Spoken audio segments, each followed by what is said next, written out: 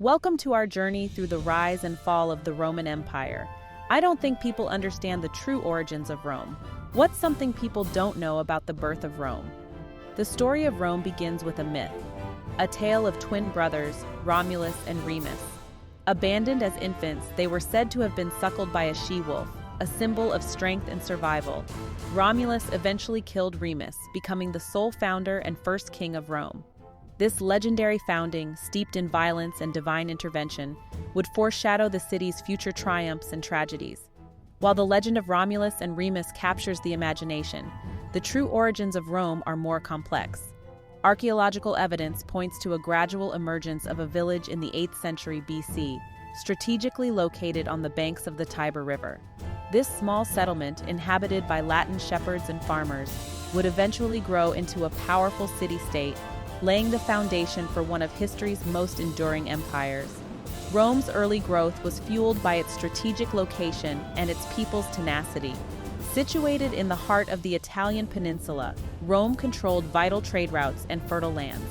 The Romans, known for their discipline and military prowess, gradually subdued their neighbors, expanding their territory and influence. Through a combination of diplomacy, warfare, and strategic alliances, Rome steadily rose to prominence in the Italian peninsula. But Rome's rise was not without its challenges. The early Romans faced constant threats from neighboring tribes, internal power struggles, and the ever-present danger of famine and disease. Yet, through it all, the Romans displayed a remarkable resilience, a determination to overcome adversity and emerge stronger. This indomitable spirit, passed down through generations, would become a defining characteristic of Roman civilization. The Roman Republic, a balancing act of power. By the 6th century BC, Rome had overthrown its Etruscan rulers and established a new form of government, the Republic. This system, designed to prevent the concentration of power in the hands of one individual, was characterized by a complex system of elected officials, assemblies, and the powerful Senate. The Republic, with its emphasis on shared power and civic duty, became the bedrock of Roman society. At the heart of the Republic was the Senate, a body composed of elder statesmen who advised the magistrates and shaped Roman policy. The Senate, with its accumulated wisdom and experience, provided continuity and stability during times of crisis and change.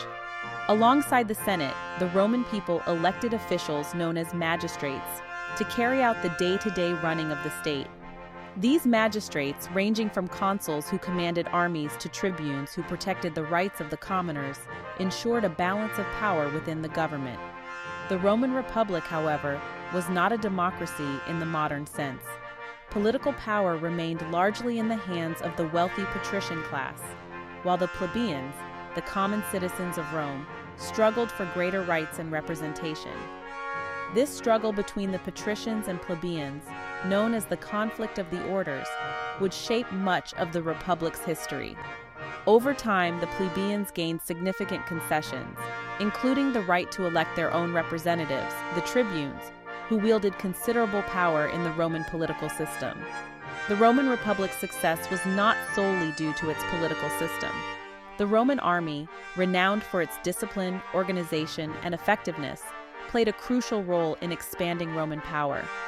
Through a series of wars and conquests, the Roman legions subdued their enemies, bringing vast territories under Roman control. From the fertile plains of Italy to the shores of North Africa, the Roman eagle became a symbol of both might and order. The rise of the Caesars, from republic to empire. By the 1st century BC, the Roman Republic, once a beacon of stability, was teetering on the brink of collapse. Internal strife, social unrest, and the rise of powerful generals threatened to tear the Republic apart. From this chaos emerged Julius Caesar, a brilliant general and charismatic leader who would forever alter the course of Roman history. Caesar's military triumphs in Gaul, recounted in his own memoirs, made him a hero to the Roman people and a threat to the established order.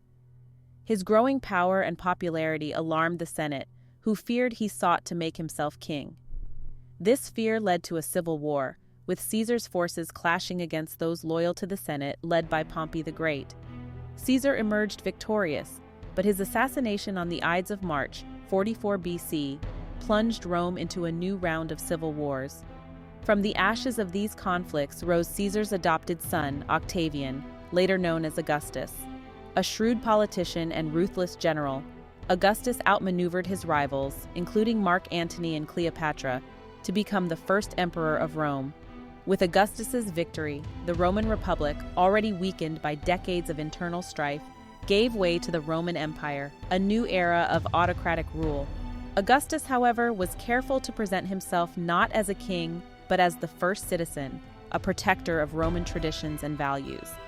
He ushered in a period of peace and prosperity known as the Pax Romana, marked by 2 centuries of relative stability and economic growth. Under Augustus and his successors, the Roman Empire reached its zenith, extending from the British Isles in the north to the deserts of Arabia in the south. Pax Romana, the zenith of Roman power. The Pax Romana, Latin for Roman peace, was a period of unprecedented peace and prosperity that lasted for over 2 centuries, from the reign of Augustus in the late 1st century BC to the death of Marcus Aurelius in 180 AD. During this golden age, the Roman Empire reached its greatest territorial extent, its influence stretching from the Atlantic Ocean to the Euphrates River. This period of stability and prosperity was underpinned by the might of the Roman legions, who maintained order within the empire's vast borders and defended its frontiers from external threats. The Roman army, a model of discipline and organization, was instrumental in securing the Pax Romana, allowing trade to flourish and Roman culture to spread throughout the Mediterranean world. The Pax Romana was not simply a military achievement, it was also a time of great cultural and intellectual flowering. Roman literature, art, and architecture reached new heights, influenced by both Greek traditions and Roman innovations. The Romans excelled in engineering, constructing roads, aqueducts, and public buildings that still inspire awe today. Roman law, with its emphasis on justice and fairness, became the foundation for legal systems across Europe and beyond. The Pax Romana also saw the spread of Roman citizenship, extending the privileges and protections of Roman law to conquered peoples. This policy of integration, coupled with the empire's economic prosperity, fostered a sense of shared identity and loyalty among the diverse populations under Roman rule. Section 5. A Day in the Life of a Roman Bread and Circuses. The Roman Empire was a vast and complex society, home to people from diverse cultures and backgrounds. Life in the empire varied greatly depending on one's social standing, from the luxury and extravagance enjoyed by the elite to the hardships and uncertainties faced by the poor. For the wealthy Roman citizen, life was a tapestry of leisure, politics, and public spectacle. Mornings might be spent conducting business, followed by a visit to the baths, a social hub where Romans could bathe, exercise, and engage in lively conversation. Evenings were often dedicated to elaborate dinners, musical performances, or theatrical productions. For the common people of Rome, life was a much simpler affair, centered around the daily grind of work and family. Most Romans lived in crowded apartment blocks called insulae, while the wealthy resided in spacious villas. The day began at dawn, with most Romans engaging in manual labor, crafts, or trade. Food was simple but plentiful, with bread, olives, and wine forming the staple diet. Entertainment played a crucial role in Roman society, providing a welcome distraction from the daily grind. The Coliseum, a massive amphitheater capable of holding over 50,000 spectators, hosted gladiatorial contests, public executions, and even mock naval battles. Chariot races at the Circus Maximus were another popular form of entertainment, drawing huge crowds and igniting fierce rivalries. These spectacles, often brutal and violent, provided a potent symbol of Roman power and a means of appeasing the masses. Section 6. Cracks in the Facade. The Empire under strain. The Pax Romana, for all its glories, masked underlying tensions and challenges that would eventually contribute to the empire's decline. Despite its outward appearance of stability, the Roman Empire faced a multitude of problems that gradually eroded its foundations. One of the most pressing issues was economic inequality. While the wealthy elite amassed vast fortunes, the majority of Romans struggled to make ends meet. This disparity in wealth fueled social unrest and resentment, creating fertile ground for political instability. Another challenge was the growing threat from beyond the empire's borders. Germanic tribes, driven by pressure from the east and lured by the riches of the Roman world, began to exert increasing pressure on the empire's frontiers. The Roman army, once an invincible force, found itself stretched thin, struggling to contain these external threats. Internal corruption and political instability also plagued the empire. Emperors, often more concerned with consolidating their own power than with the welfare of their subjects, engaged in lavish spending and brutal purges, further weakening the empire from within. The assassination of emperors became increasingly common, leading to periods of chaos and civil war.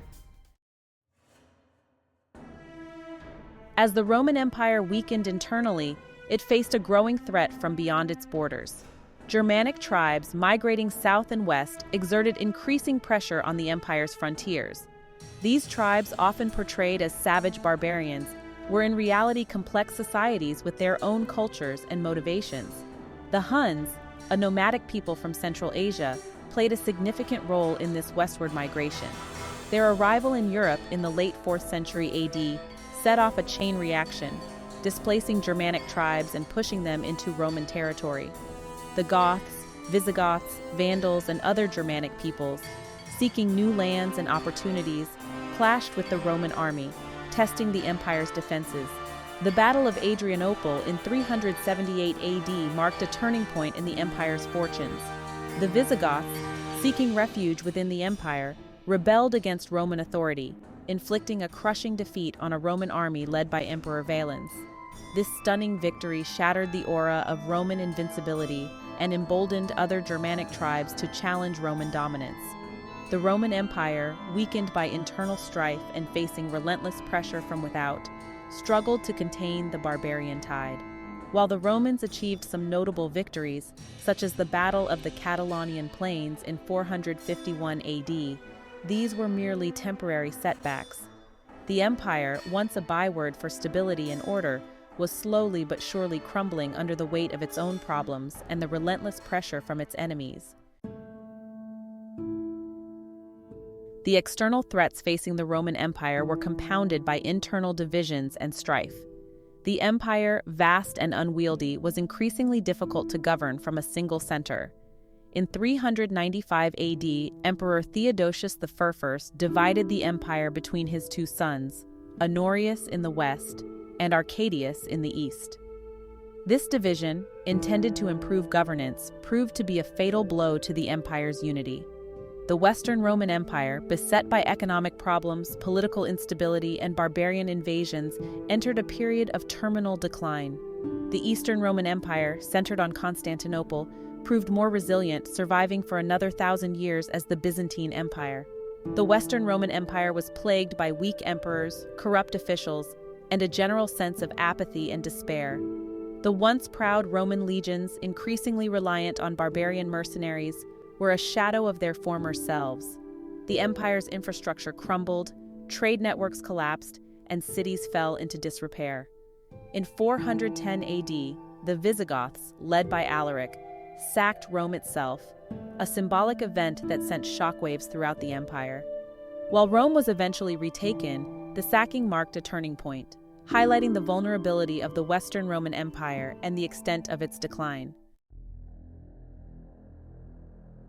The fall of the Western Roman Empire in 476 AD, when the last Roman emperor, Romulus Augustus, was deposed by the Germanic general Odoacer, is one of the most significant events in human history. Yet despite centuries of scholarship and debate, the reasons for Rome's fall remain complex and contested. Some historians point to the barbarian invasions as the primary cause of Rome's demise. The relentless pressure from Germanic tribes, coupled with the empire's inability to defend its borders effectively, undoubtedly played a significant role in its downfall. Others emphasize internal factors, such as economic decline, political instability, and social decay, as the root causes of Rome's collapse. The empire, weakened from within, was ill-equipped to withstand the external pressures it faced. The fall of Rome, however, was not a sudden cataclysmic event, but rather a slow and gradual process of decline and transformation. Roman culture, law, and institutions continued to exert a profound influence on Western civilization long after the empire's political demise. The fall of Rome, rather than marking the end of an era, can be seen as a transition to a new chapter in European history. The Roman Empire may have crumbled over 1,500 years ago, but its legacy continues to shape the world we live in today. From the languages we speak to the laws we obey, from the buildings we admire to the ideas we cherish, the echoes of ancient Rome resonate throughout Western civilization. Roman law, with its emphasis on justice, fairness, and the rule of law, forms the basis of legal systems in many countries around the world. The Roman concept of citizenship, with its associated rights and responsibilities, has influenced modern ideas of civic duty and political participation.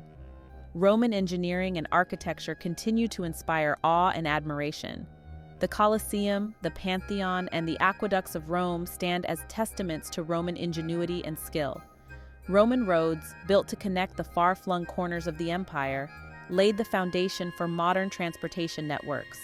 Roman literature, philosophy, and art have shaped Western culture for centuries. The works of Virgil, Cicero, and Ovid continue to be studied and admired today.